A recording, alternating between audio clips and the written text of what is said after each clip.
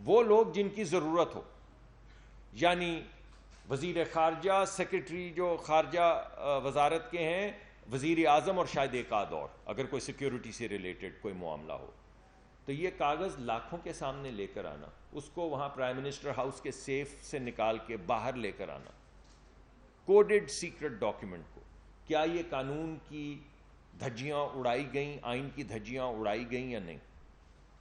اور پھر اس کو استعمال کس لیے کیا؟ چھوٹی سی پولیٹیکل ایکسپیڈینس کے لیے۔ آج بھی غالباً میں صبح دیکھ رہا تھا CNN کے اوپر آ رہا تھا کہ وہاں پہ امریکہ نے دوبارہ کہا ہے کہ یار ہمارا کام نہیں ہے کسی ملک کے اندر بیٹھ کے اس کی حکومتیں الٹانا یا ان کے جمہوری نظام کو پامال کرنا یا ان کے آئین کو پامال کرنا، ہمارا یہ کام نہیں، یہ ملک کے اندرونی سیاست ہے، اس کو آپس میں سیاستدان بیٹھ کر طے کریں، بار بار ہمیں اس میں نہ گھسیٹیں۔ مگر ان کو گھسیٹا گیا۔ کیا کہا گیا؟ کہا گیا کہ امریکہ نے مداخلت کی۔ کس چیز میں مداخلت کی؟ یعنی پاکستان کے جمہوری نظام میں مداخلت کی، اور کہا کہ ہماری حکومت کو الٹانے کی سازش کی۔ حکومت، ایک جمہوری حکومت کو الٹانے کی سازش کا مطلب ہے کہ انہوں نے پاکستان کے آئین کو سبورٹ کیا، پامال کیا۔ آئین کو سبورٹ کرنے کا مطلب ہے کہ انہوں نے تقریباً حملہ کیا پاکستان کے اوپر۔ یہ ہے اس بات کا مطلب جو خان صاحب برملا کھڑے ہو کر پوری پاکستان کے عوام کو بتا رہے تھے۔ تو پھر مجھے یہ بتائیں کہ اس کے چند دن کے بعد آپ نے وہ ویڈیو دیکھی جس میں وہ کانگریس وومن کے سامنے گڑ گڑا رہے تھے؟ ایک طرف کہہ رہے ہیں کہ یہ شخص پاکستان کے یا یہ ملک پاکستان کے آئین کو پامال کرتا ہے، پھر دوسری طرف اسی ملک کے ایک پارلیمان کے ممبر کے سامنے گڑ گڑا رہے ہیں کہ اللہ آپ کا وقار بلند کرے، یہ میرے حق میں ایک خط لکھ دیں، آپ کا خط بڑی دور تک جائے گا، ہماری بچت ہو جائے گی۔ یہ کیا کر رہے ہیں؟ وہ بات سچ ہے یا یہ بات سچ ہے؟ کیا یہ سچ ہے کہ امریکہ نے پاکستان کے آئین کو پامال کیا، پاکستان کی جمہوریت کو پامال کیا، یا یہ بات سچ ہے کہ اللہ آپ کا وقار بلند کرے، میرے حق میں ایک خط لکھ دیں؟ ان میں سے کون سی بات سچ ہے؟ یہ بات سچ ہے کہ انہوں نے جمہوریت کو ڈیریل کیا، یا یہ بات سچ ہے کہ آپ نے وہاں پہ ایک لابسٹ رکھا ڈیوڈ فینٹن کے نام سے،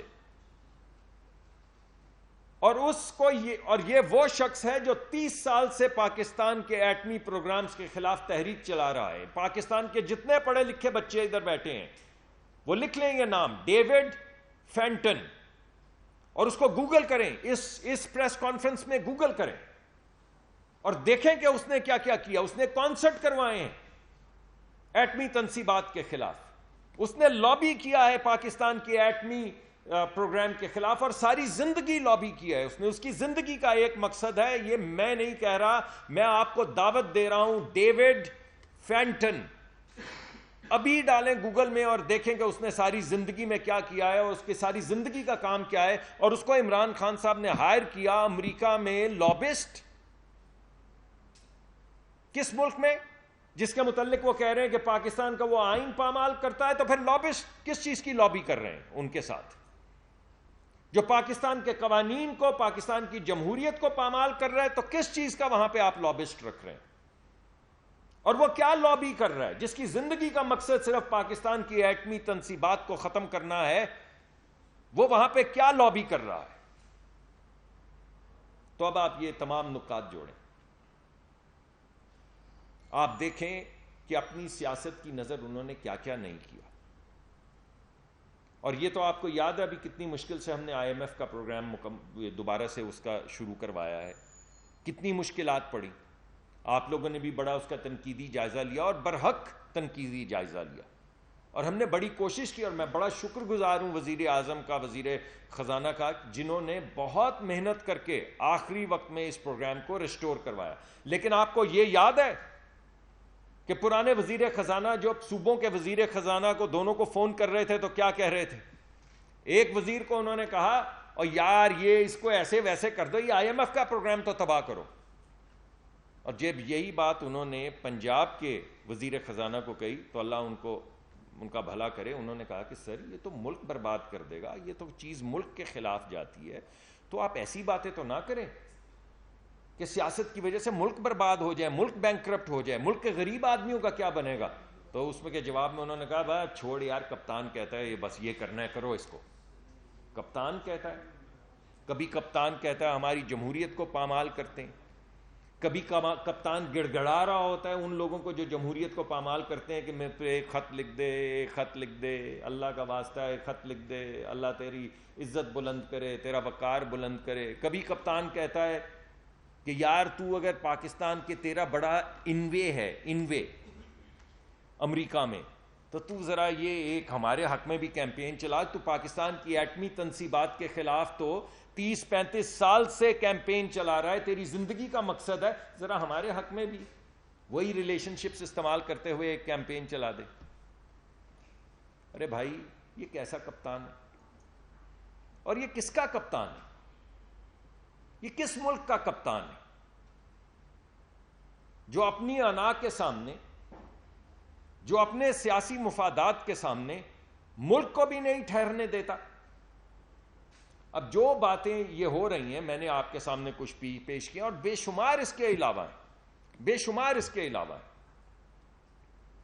کہاں پہ جھوٹ بولا, کہاں پہ سچ بولا, کون سے 35 پنکچر, وہ کون سے $250 ملین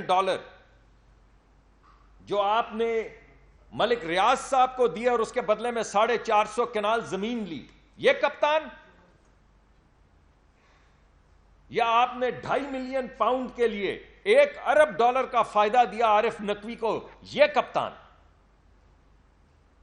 یہ کون سا کپتان, یہ کس ملک کا کپتان ہے, اور یہ اپنے آپ کو آگے بڑھانے کے لیے کس کس چیز کی قربانی دے گا, آئین کی, قانون کی, ملک کی, ریاست کی. تو میں یہ کہتا ہوں کہ اب آپ میرے سے سوال پوچھیں اعظم خان صاحب کے بیان کے متعلق. ان تمام باتوں سے اعظم خان کے بیان کا کیا تعلق ہے؟ اعظم خان نے تو وہ کہا ہے جو آپ کو پہلے سے پتا ہے. اعظم خان نے تو وہ کہا ہے جو کپتان خود کروڑوں لوگوں کے سامنے کھڑے ہو کے کہہ گیا ہے. اعظم خان نے تو وہ کہا ہے جو آپ روز اخبار میں لکھ رہے ہیں, جو ہم روز کہہ رہے ہیں کہ ایک سازش کے تحت, ایک سوچی سمجھی سازش کے تحت پاکستان کو داؤ پہ لگا کے, ریاست کو داؤ پہ لگا کے ایک سازش کی گئی تھی. لیکن سازش وازش کو چھوڑیں, پاکستان کا ایک سیکرٹس ڈاکیومنٹس یا پاکستان کے سیکرٹس کو بچانے کا ایک قانون ہے. اگر اس قانون کی کوئی عزت نہیں ہے, اگر اس قانون کی کوئی حیثیت نہیں ہے, تو پھر اتنی بھاری سزا آئین میں اور قانون میں کیوں لکھی گئی ہے؟ اور اگر سزا بے شک ہو یا نہ ہو, مگر خان صاحب پہ کیونکہ نہ آئین لگتا ہے نہ قانون لگتا ہے تو یہ بھی نہیں لگتا, تو پھر باقی لوگ بھی اسی طرح پاکستان کی عزت, پاکستان کی حفاظت, پاکستان کا آئین, پاکستان کے سیکرٹس کو پامال کریں, اور جہاں پہ ضرورت پیش آئے وہاں پہ پاکستان کو ایک ایک اینٹ کر کے بیچتے چلے جائیں.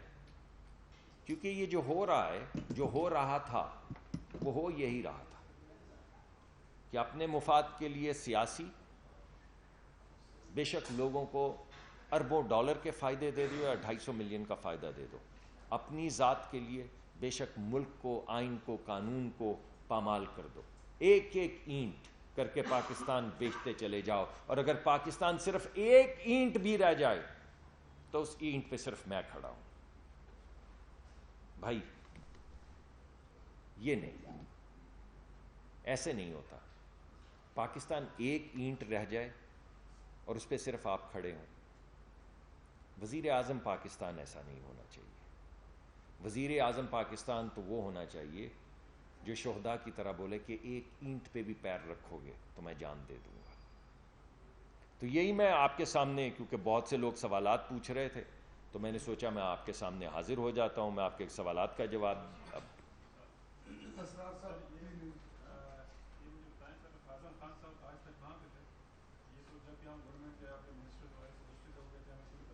میرے خیال میں جی